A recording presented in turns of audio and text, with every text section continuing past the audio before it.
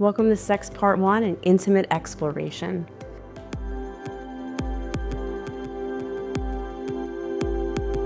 In this week's chapter, I really want to dive in to bring more awareness and knowledge into understanding our body and sex drives. Because this is not something that was taught to us in sex ed growing up, and what we see on TV and social media around us has normalized something that only works for a part of the population and is not really the full picture. So I want us to start with some basic information so the two of you can understand yourselves better and then be able to understand your partner better.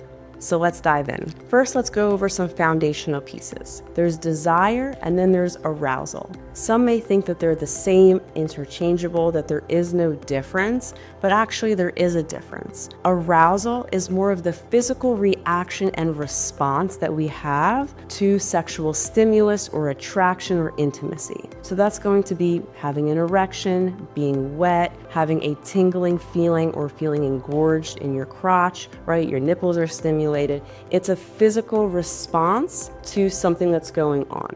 Desire, on the other hand, is much more of an emotional and mental want for physical intimacy with your partner. And so some people may have both of those at once. Some people may have arousal first, and then it may lead to desire, or vice versa. And so I want to break down desire into two subsections. One section is spontaneous desire, and the other is responsive desire. So spontaneous desire is kind of what you see in movies, on TV. It's this immediate, just I see my partner, I'm attracted to them, and I just want to have sex with them right away. There's not much foreplay. There's not much leading up to that. It just kind of pops out of nowhere. And some people experience spontaneous desire as their main way of having sexual desire, whereas others may have this at different parts in their life, whether that's during their lifespan in terms of age, their health, or their relationship status. And then the other subtype is responsive desire.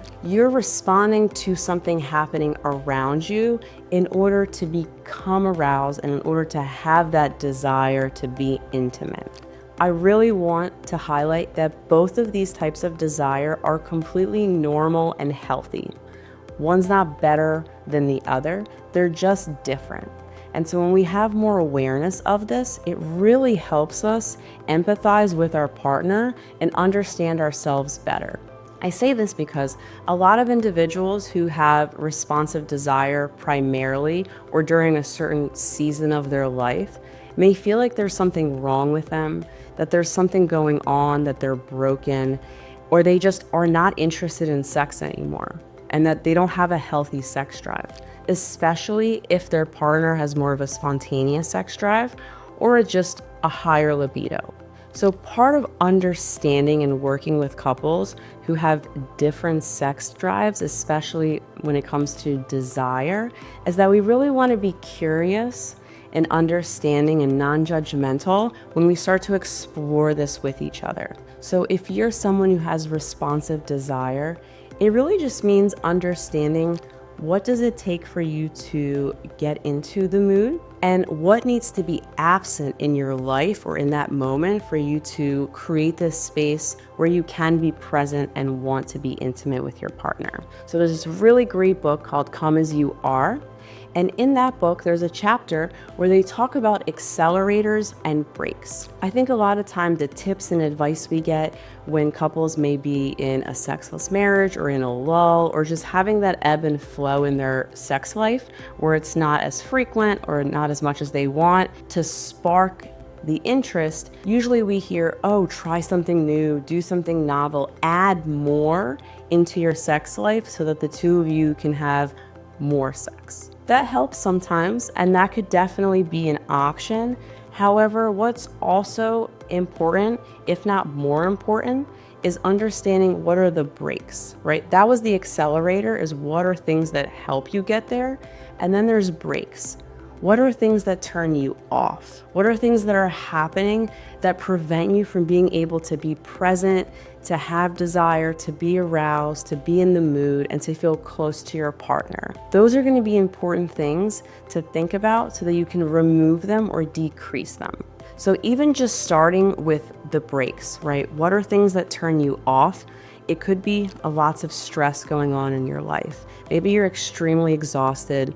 You had a tough day at work.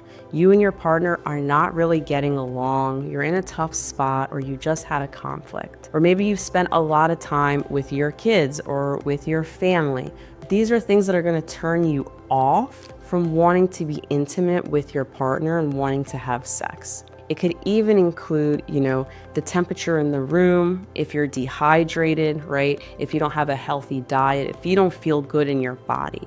These are all things that may turn you off. So if we start to think about those things and start to remove them or consider them when we're trying to be intimate with each other, it can make a huge difference. And when we're thinking about the accelerators, right, if you start to remove some of the things that turn you off and slowly add in the things that turn you on, such as having more of an emotionally close relationship with your partner, right? Having a really vulnerable moment or conversation with them, even if it's after a fight, right? A lot of times when we repair with our partner, we feel very close to them, and that connection is fuel for us to be turned on, whether that's through arousal and our body feels it, or through our minds and emotions where we have the desire to be close to them. So this takes a lot of patience and curiosity between both partners to really start to explore and understand this. There is nothing wrong with either of you if you have spontaneous or responsive desire. They're both healthy, they're both normal. It is just more information for the two of you to have so that you can explore and understand one another better. So let's talk about some of the factors that may contribute and impact our sex drive and libido. So over the course of our life, it's going to change and look different, and that's completely normal and healthy and common. We can even start with the stages of a relationship. In the very beginning, it's more likely that there is spontaneous desire and a higher frequency of physical intimacy. That's because it's new, it's novel, it's exciting, you're getting to know your partner, right? There's a rush of hormones and feelings. There's that level of anxiety because you don't know where it's gonna go, but that anxiety is perceived as excitement. And so because it's perceived as excitement, we're more likely to be aroused and want to be physically intimate with each other. Now, when it starts to settle into more of a long-term relationship, that spontaneous desire may start to fluctuate and become more of a responsive desire. This isn't as new. You know each other, you've built a relationship, a life with each other, so that novelty and excitement and rush of hormones isn't as present, which is normal and okay, right? It's a different stage of your relationship. However, that's going to mean that there may be a drop in spontaneous desire and physical intimacy. Other contributing factors may be our mental health and our stress levels. So if we are feeling depressed, extremely anxious, if there are a lot of things going on in our life, sex and physical intimacy may feel like it's taking the back seat. It just doesn't feel like a priority. You may not have the energy or to think about it even, so it's going to impact how we feel. Some other factors that may contribute and impact our sex drive and libido are medication and our physical health. There are some medications where the side effects are going to dampen our sex drive physically. There may be physical ailments, chronic illness, or disabilities that make it harder for us to be present or to enjoy sex, right? It may just be painful, or it's hard to focus on anything outside of that pain. So that's also going to take a really big hit on our sex drive and our interest in wanting to be intimate. Another huge thing that plays into our sex drive is our relationship dynamics. So the way that you feel towards your partner and the connection that you have or lack thereof is going to influence you wanting to be physically close to them, right? If you're constantly arguing and having conflicts, if you feel disrespected, that you're not appreciated, that your partner doesn't see you and you don't feel heard by them, it's really going to impact you wanting to be vulnerable and close to them in that way. You're gonna have less interest in having sex or having physical intimacy because you don't feel safe, right? You don't feel like this is a container where you can be vulnerable and explore each other. You're just having a lot of tension in the relationship. This may also happen depending on certain life transitions that the two of you are going through. So maybe you just started a family and you just had a child. That's huge, right?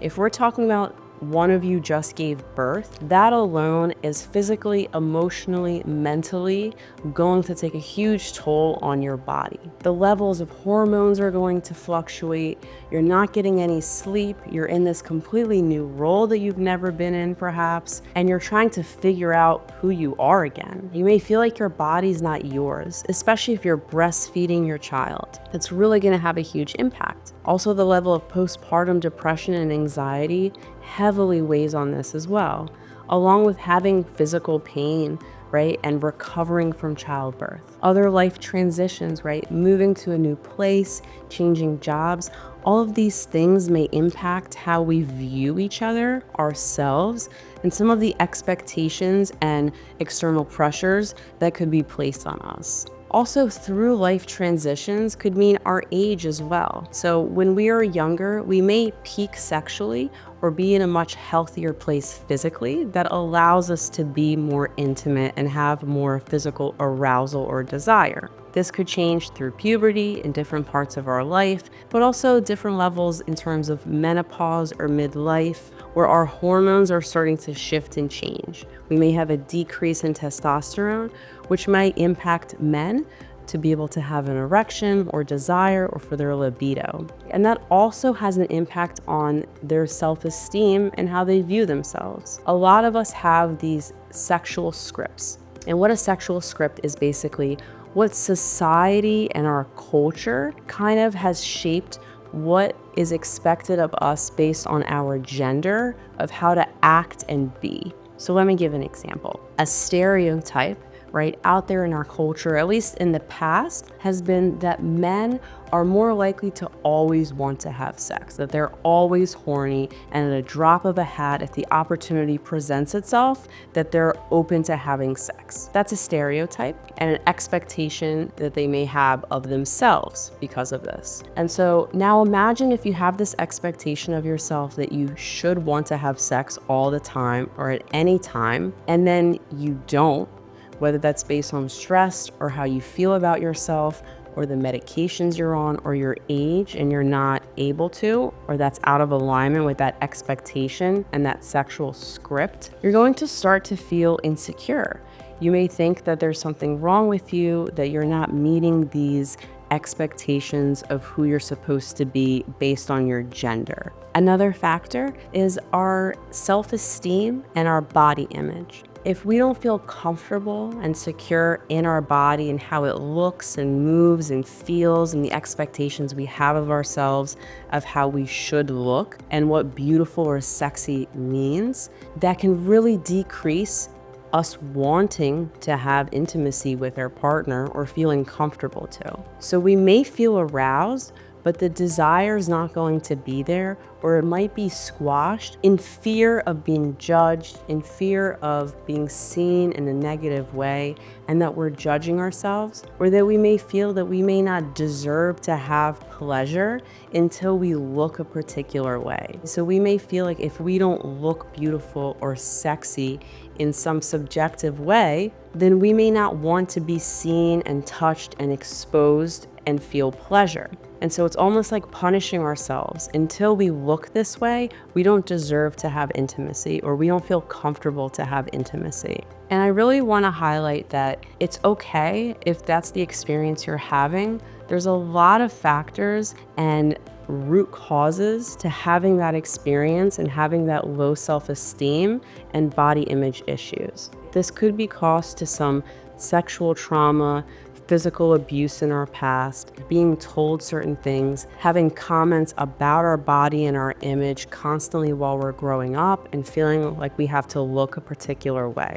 That's something that's going to need to be worked on. And this is a space where you can share that with your partner so that they can start to understand where you're coming from and be able to be there for you and with you. I want you to understand and get to know yourself better and bring that awareness to you so that you can share that with your partner. Because the more awareness that we have about ourselves and our ability to communicate that to each other openly, honestly, respectfully, we really can start to empathize and have more space to consider what each of you need. It becomes less about fitting into a box and mold and more about creating this exploration, creating this space where we can meet each other's needs because we know what's going on. We're not second guessing. We're not thinking that there's something wrong with us or broken with us or that our partner isn't attracted to us anymore. We start to actually understand and talk about what's going on for us. So I want you to reflect and think about, at this point in your life, do you feel like you have more of a spontaneous or responsive desire? And if it is more responsive,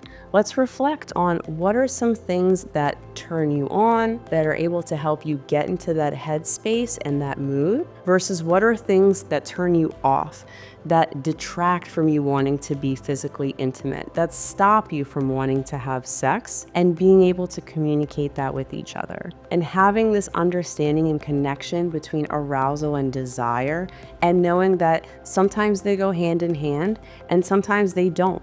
Right? It depends on where we are in our life, in our bodies, in our ages, in our relationships, that they're all different seasons, and it's okay. We want to bring more mindful awareness to this so that next week, after the two of you have reflected and journaled about this, you can spend some time in the beginning to discuss this and learn more about each other. You may be really surprised of what you discover.